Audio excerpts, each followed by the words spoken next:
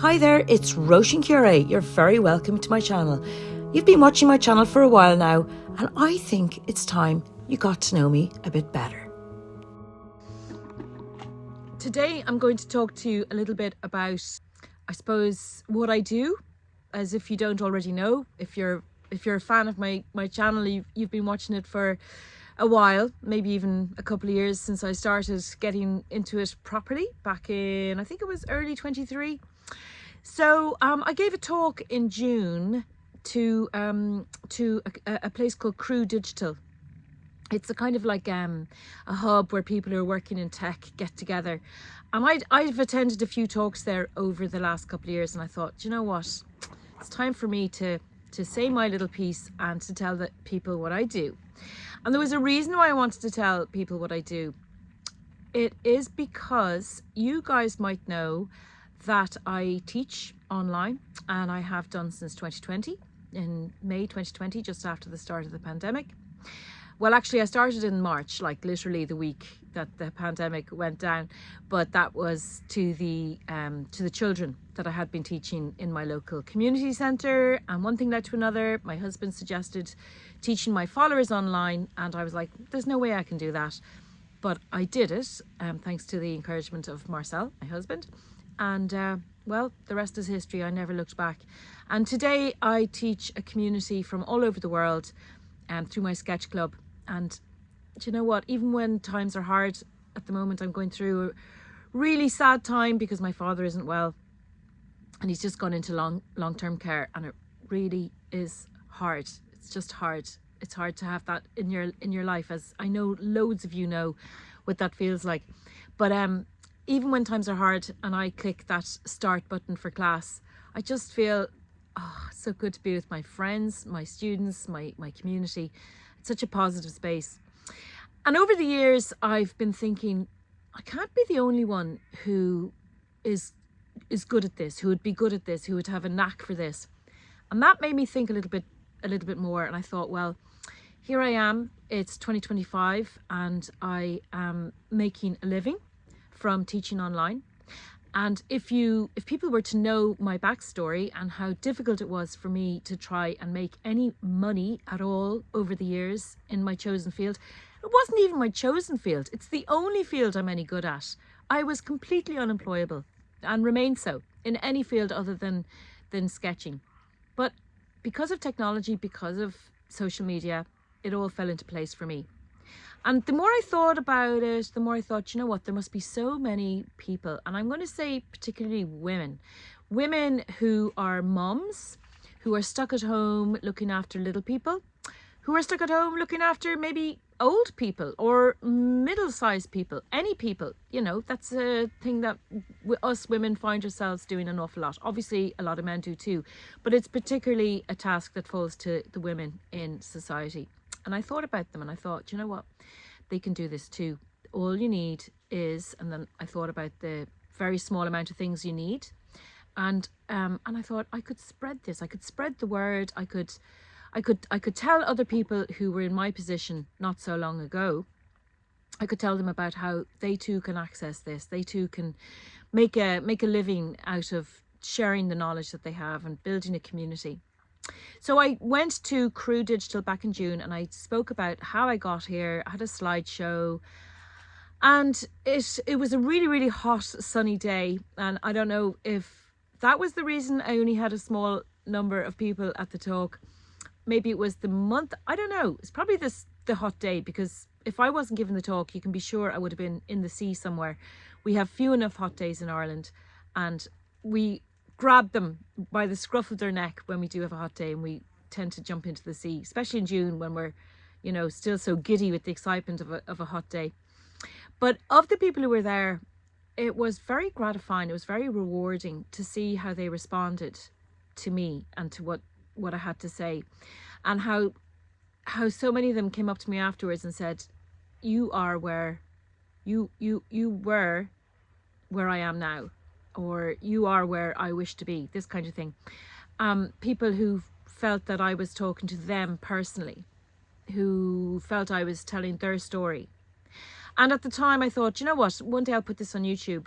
And that's what I'm doing now. I'm putting this little talk on YouTube.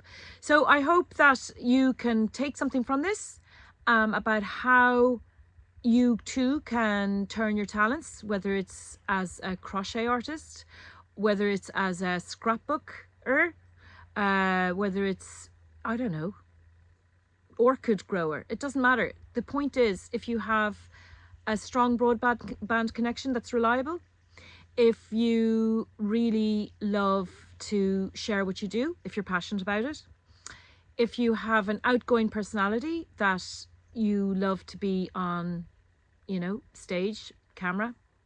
I don't know if it suits people who are very shy. I don't know. Maybe it does. Maybe you take on a different persona when you're in front of a camera. I don't know. But I believe that there are very few criteria that you need to have in place to do what I do, which is teaching online.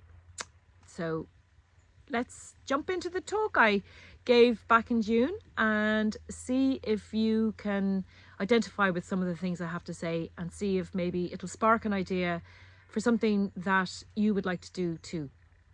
And the reason I want to do it, the reason I want to share this knowledge is because I want to see other people reap the benefits of economic freedom that I have reaped over the last few years, and the difference that's made to my life. And I believe that people who have spent a life caring, or many years caring for others, that's my Bluetooth clicking in, I don't know if you heard it, people who've spent a lifetime or many decades caring for others, they deserve their moment. They deserve a way to have economic power and freedom and decision making in your life that isn't reliant on somebody else. So for lots of reasons, we can't get out to work sometimes. Either the population you live in is too small for what you want to do, or I don't know, maybe you're way ahead of your time as an artist, and you know that there are other people in a bigger community somewhere else who would appreciate what you do. But most of all, it's just about sharing your skills and bring them to a community that's live, that's real, who want to make connections with each other and with you. Okay, let's see what the talk has to say. Well, unfortunately, I've had to resort to naked bribery to get Ruben to come. Well, I had to catch him. Frankly, and he really is not. He's beginning to understand. You're a good boy. He's beginning to understand that the ball is now nothing more than a means of entrapment. So you can see he's bitterly disappointed in my integrity. You can see it in his eyes, I think. So do you know what? I'll reward him by giving him the ball. Okay, Ruben, are you ready? Here, Ruben, go. Okay, so I've rewarded him. Can you see him? No? Oh, I don't know where he's gone. What a very, very, very work shy dog I have. Anyway, let's get started. My story begins in the Wicklow Mountains on the east coast of Ireland. I grew up on the side of a hill next to Powerscourt Waterfall, an absolutely idyllic part of the world to grow up in. I always believed that a life in art lay ahead of me, and I believed that a glittering career was just around the corner. But then in my 30s and 40s, I had children, and I spent most of those years raising my 3 little people. The career in art that I had been so confident would be mine, it just didn't materialise. Things were tough, and I got a lot of the old mentals. I was just about to give it up and start working with dogs when I had this idea of making wedding invitations that were custom drawn and designed for brides, and they would chart the story of their lives and their romantic lives with their lovely husband-to-be. And I did that from 2009 until 2014, and it was great. It was lucrative. It was a lot of fun. It was sociable. I loved meeting the brides, but I still felt something was missing.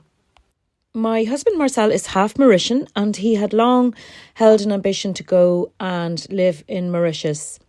And in 2012, that is exactly what we did. We uprooted our 3 little children and brought them over to Mauritius. My birthday fell around shortly after we arrived in January 2012, and one of the gifts was from my wonderful mom, and it was Danny Gregory's Everyday Matters. And as I read the book and turned the pages, brilliant book by the way, you really should read it, it occurred to me, why am I not sketching? And I literally said that out loud. And I had this weird feeling, I don't know where it came from, that my life was about to change. And thus began my big pink freak era. That was a moniker given to me by my eldest daughter, who found it thoroughly embarrassing that I spent the next 5 months driving around the beautiful island of Mauritius in our little hire car, stopping and sketching at every beautiful spot that I found, which in Mauritius is every spot. And I fell in love with sketching on the spot. I fell in love with it heartily. I was truly bitten by the bug. I drew everywhere. I painted everywhere. My first set of paints were the most basic of paints. My first paper was not even watercolour paper, but I loved it and I brought it home to Galway. Now, my family and friends were beginning to get a little bit weary of my failed attempts to make a career as an artist. And my husband said to me, when are you going to accept it's not going to happen? My best friend said, you just want to be paid for messing around, which was true. And my mum and dad said, we are so impressed that you just don't give up. And I can tell you there were many, many times when I put my head in my hands and just wept in sheer frustration. And then one day I had this big revelation. I was listening to a piece about the origin of the Peggy Lee song, Is That All There Is? And to cut to the chase, it was basically this, that all anyone can have, no matter how successful in life, no matter how wealthy, all they can have is a good dinner with friends or family. And I realised I had that already. And then the thought occurred to me, I could go to my deathbed and look back over a life spent chasing some kind of artistic success and not have it arrive. And I had to decide whether I'd be okay with that. And I realised, I would be okay with that, because a life spent capturing the world through art, through line and colour, is a beautiful life. And I realised I'd won already. It was a good feeling. And then 2 years after our stint in Mauritius, things began to change. I was 2 years as an urban sketcher at that stage. And in 2014, I established Urban Sketchers Galway, along with a couple of colleagues, 2 co-founders. In 2015, I gave my first international workshop in Galway. And in 2016, I gave my first giant international workshop along with 2 very stellar colleagues from Canada. And I was so sure that the participants were there for them, but they assured me no, they were there for me too. One of the many rejections that I had encountered was applying to be an instructor in the urban sketching symposia around the world. But in 2018, I was accepted for the first time to be an instructor in the urban sketching symposium that took place in Porto in Portugal. And in 2019, I published my first book, An Urban Sketchers Galway, which was an immediate bestseller, #1 in Galway for the first summer that it came out. Things continued to go well, and in 2019 I was accepted as an instructor for the second time to the Urban Sketching Symposium, this time in Amsterdam. And in 2020 I published my second book, The Urban Sketching Handbook, Drawing Expressive People. And in 2021 I published a third book. Gosh, there was no stopping me. Dublin in Sketches and Stories. And in 2025, we're skipping a few years now, I was accepted as an instructor for the third time to teach in Poznan for the Urban Sketching Symposium in Poland. I think those 10 days spent in Porto meeting my students from all over the world and my colleagues from all over the world for the first time, I think that was an experience that'll go down for me as one of the most magical times I ever had in my life as a professional sketcher. This is the station in São Bento where I developed this very effective technique for trying to sketch extreme complicated scenes in a very quick way, which I'll share with you one day. Here's one of those lovely boats that they've, I suppose, preserved and they have docked permanently on the river. Getting that first book published by Currick Press back in 2019 was a dream come true. I had been trying so hard for so many years, and at last there it was. And this was swiftly followed by a request, no less, as opposed to me hammering on the door, from Quarto, an American publisher, who asked me to do the Urban Sketching Handbook, Drawing Expressive People.